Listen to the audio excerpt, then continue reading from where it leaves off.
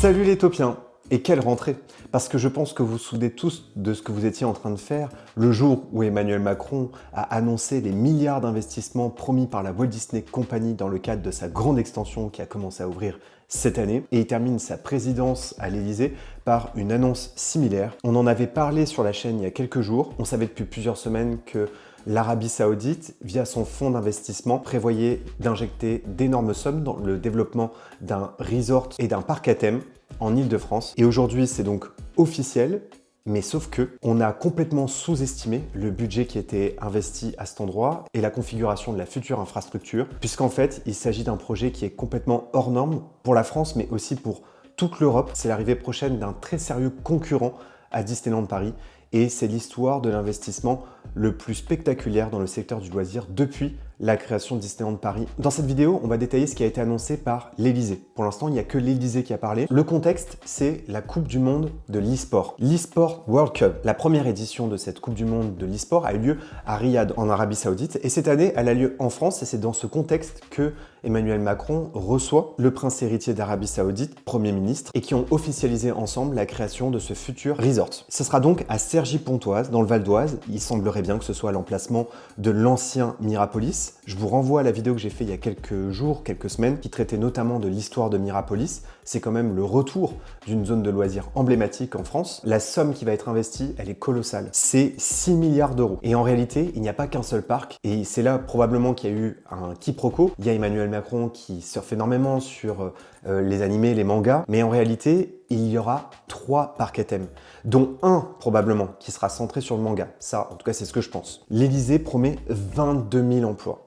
C'est énorme et derrière ce projet, c'est officiel, c'est donc Qidia. Les passionnés de parcs à thème savent très bien de quoi il s'agit puisque Qidia a déjà fait beaucoup la une de l'actualité, notamment en 2025 et début 2026, lors de l'ouverture de Six Flags Qidia en Arabie Saoudite. C'est un projet saoudien qui cherche à développer de nouvelles pistes d'investissement pour éviter que le pays ne se repose que sur ses revenus liés au pétrole. Ils ont créé sur place un resort similaire, Qidia City. Donc voilà ce qu'on sait officiellement, mais voici ce qu'on ne sait pas ou ce qui reste à découvrir. Et c'est là où c'est intéressant. Pour l'instant, il n'y a pas de calendrier d'ouverture. Je rappelle quand même qu'au Royaume-Uni actuellement, les travaux sont en train de débuter dans le futur Universal qui était supposé être le grand rival de Disneyland Paris en 2031. Enfin, l'Europe a droit à son heure de gloire avec les plus grands acteurs du loisir qui viennent sérieusement investir en France. Et enfin, on parle quand même de 3 parcs thématiques. On ne sait pas du tout à quoi pourraient ressembler ces parcs thématiques. Rien n'est dit dessus et la communication d'Emmanuel Macron et l'Élysée est très centrée donc sur les animés, sur le manga. La rumeur déjà au départ parlait beaucoup de Dragon Ball. C'est probablement en fait ce que les communicants ont retenu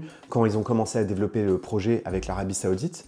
Mais ça peut pas être 3 parcs uniquement basés sur Dragon Ball. C'est pas possible. Donc pour ça, il faut aller à Qidia. Ça se veut comme un mélange entre Las Vegas, Anaheim, la Floride. C'est imaginé comme une immense destination touristique et c'est développé environ à 45 km du centre de Riyad. Au total, le projet s'étend sur 360 km² et Qidia, qui est derrière ce resort, parce que c'est quand même avant tout un resort, présente cette ville comme un endroit axé sur le jeu. Ça s'appelle Play. Jouer, se divertir, faire du sport, consommer de la culture et vivre des expériences. Et donc, qu'est-ce qu'on retrouve concrètement à Qidia City? Tout d'abord, le Six Flags Qidia City, qui est en fait le parc qui a fait le plus parler depuis le début de l'année, dont on a vu beaucoup de vidéos, avec le fameux coaster Falcon Flight. Le parc aquatique Aquarabia, dont on a déjà quelques images et qui a déjà ouvert. Le futur parc Dragon Ball, dont on parle beaucoup en France, mais qui est aussi en cours de construction à Qidia City. Je vous parlais tout à l'heure du jeu vidéo, il y a aussi un immense district consacré au gaming et à l'e-sport. Il y a aussi des infrastructures sportives.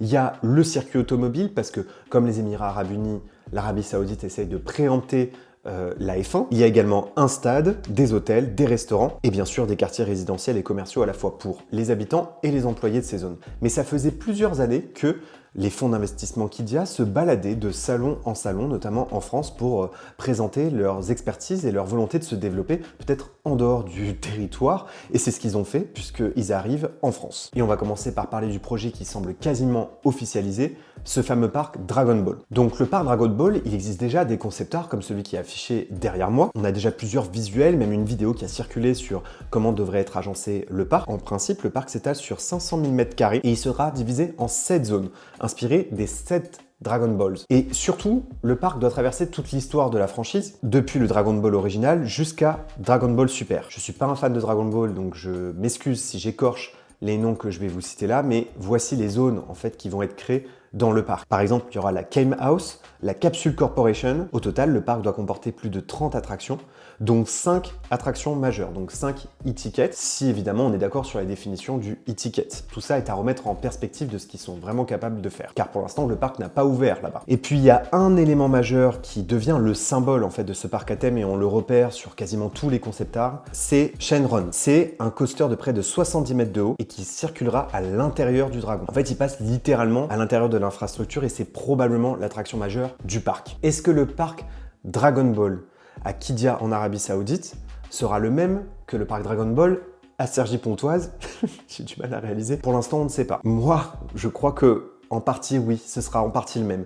Tout simplement parce que le resort prend une configuration similaire à celui d'Arabie Saoudite. D'ailleurs, je me souviens, lorsque j'ai parlé de la rumeur il y a quelques semaines, j'étais parmi ceux qui étaient étonnés de voir uniquement la licence Dragon Ball apparaître dans les titres de presse. Ça me paraissait un peu dangereux. Il y avait une carte à jouer selon moi en lançant Six Flags, et bien en fait je pense qu'ils vont peut-être vraiment le faire. Donc moi je crois qu'en fait derrière ce parc Dragon Ball se cache en réalité la création d'un parc Six Flags. C'est le premier parc majeur de la destination et c'est le premier parc Six Flags construit en dehors de l'Amérique du Nord. Et surtout ce que voulait absolument Qiddiya, c'était tout de suite attirer les passionnés de parcs à thème, les amateurs de sensations fortes, avec un parc qui avait des attractions qui battaient tous les records. On en parlait à l'instant, Falcon Flight. Au total, ce parc, il compte 28 attractions, donc 5 qui détiennent des records mondiaux, avec le fameux Falcon Flight, la montagne russe qui doit être la plus longue, la plus haute et la plus rapide du monde. Le constructeur Intamin nous avait même avoué lors d'une conférence de presse qu'ils avaient dû revoir leurs ambitions à la baisse, suggérant à Qiddiya de ne pas avoir les yeux plus gros que le ventre sur certains éléments techniques. Donc première théorie, à mon avis la plus plausible, la création de ce parc Six Flags, ce serait donc aussi le retour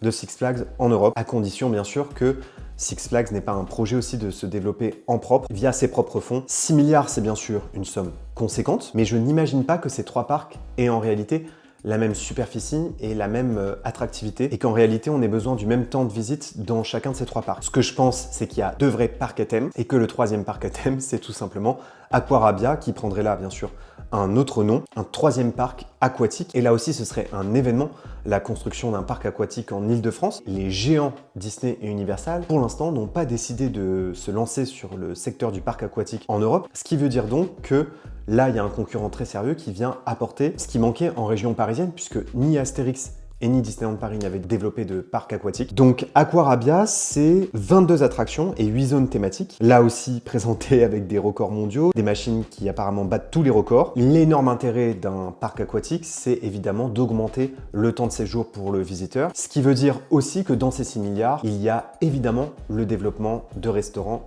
et d'hôtels. Et enfin, juste avant d'enregistrer la vidéo, il y a une 3e théorie que j'ai lue que je trouve assez intéressante. Un parc sur le gaming. Emmanuel Macron fait cette annonce aujourd'hui dans le cadre de cette Coupe du Monde autour de l'e-sport. Il y a peut-être aussi une carte à jouer sur l'environnement du gaming en général. Et donc si j'étais Universal United Kingdom, je me dépêcherais d'inclure très vite dans le plan de développement d'Universal le Super Nintendo World. Donc ça voudrait dire aussi potentiellement l'organisation de futures Coupes du Monde de l'e-sport dans ce resort, parce qu'on se doute bien qu'il y aura des centres de conférences pour des conventions, ce qui nous amène au dernier point. 6 milliards, pourquoi est-ce historique? Le premier point de comparaison, bien entendu, c'est Disneyland Paris. Ces 6 milliards, c'est bien entendu à remettre en perspective avec le développement du reste du resort, hôtels, restaurants. Il y a probablement aussi dans cet accord une implication forte de la région Île-de-France, et d'ailleurs Valérie Pécresse a parlé ce matin de ce sujet. Et oui, puisque un tel nombre d'emplois et de visiteurs associés à ça va forcément créer un flux très particulier à la fois sur les autoroutes, sur les lignes de transport ferroviaire. Ça voudrait dire qu'on a 2 énormes zones de loisirs qui sont situées sur le RER A, qui est déjà le moyen de transport le plus fréquenté d'Europe aujourd'hui. Donc il va forcément falloir adapter l'offre de transport, et donc le vrai comparatif, c'est celui qu'on peut faire avec Universal United Kingdom. Et eux, c'est 5 millions de livres sterling qu'ils ont investi. L'ouverture du resort, elle est prévue pour 2031, et on parle que d'un seul parc à thème, mais avec le resort associé, c'est-à-dire les hôtels. Et concrètement, qu'est-ce que moi je pense de tout ça? Je pense que c'est formidable pour le développement de Disneyland Paris, qui a désormais 2 concurrents très sérieux capables d'investir des sommes colossales. Ça va faire de l'Europe, de la France, de l'Île-de-France plus particulièrement, un hub du loisir. Et donc enfin, on connaît un vrai développement touristique comme on en a connu parfois en Amérique du Nord, comme on en a connu il y a plus récemment en Asie, ou encore plus récemment justement dans les pays du Moyen-Orient. Donc je trouve que c'est une bonne nouvelle, ça va apporter en réalité une richesse avec ces nouvelles licences, peut-être derrière des nouveaux constructeurs, des nouveaux artistes, ça va relancer le développement de Disneyland Paris. Donc moi, dans l'ensemble, je trouve que c'est plutôt une bonne nouvelle. Il y a un acteur pour qui, forcément, c'est un peu cruel, c'est la Compagnie des Alpes. Même avec tout l'argent qu'ils ont ces dernières années, grâce au succès notamment du parc Astérix, ne pourront pas investir de telles sommes dans leur infrastructure. Il est temps désormais donc que l'État français fasse aussi des gestes auprès des acteurs français qui se sont développés particulièrement en France et dont leurs sièges sociaux sont en France. Ce qu'on appelle l'exception culturelle française, notamment au cinéma, il faudrait que ça existe aussi pour le loisir. Et donc il serait peut-être temps aussi désormais de céder sur quelques revendications, notamment l'adaptation des infrastructures de transport pour le parc Astérix, même chose pour le Puy du Fou. Évidemment, nos entreprises de loisirs françaises sont de plus en plus puissantes et gagnent de plus en plus d'argent, et c'est bien, mais elles ne peuvent pas forcément rivaliser avec des puissances comme l'Arabie Saoudite qui peuvent investir à perte. Parce que c'est ça aussi qu'il faut bien comprendre, c'est que l'objectif n'est pas forcément d'être rentable dans un premier temps, c'est aussi d'étendre son influence dans le secteur du loisir et du divertissement. C'est le fameux soft power dont on a beaucoup parlé dans la vidéo précédente. Et c'est pour ça que ces derniers jours d'ailleurs, le Puy du Fou menait une sorte de campagne à la télévision pour empêcher l'arrivée de ce resort. Encore une fois, je ne pense pas qu'il faille l'empêcher, mais je pense que pour les acteurs français dont le siège social est en France et qui se sont développés d'abord par le territoire français et qui continuent d'investir en France depuis toutes ces années sans parfois trop d'aide de l'État, ont désormais eux aussi droit à l'aide de l'État, notamment pour le développement des infrastructures de transport. Il faut maintenant que le parc Astérix et le Puy du Fou soient reliés plus facilement via le ferroviaire notamment. Eh bien, j'espère que vous vous souviendrez vous aussi de ce que vous faisiez ce jour-là lors de l'annonce de l'arrivée d'une des plus grandes zones de loisirs en France. J'espère au moins que vous étiez devant cette vidéo. Ou au pire, vous la verrez demain matin. Merci d'avoir regardé cette vidéo les Taupiens. N'oubliez pas que vos rêves sont éternels. Bye!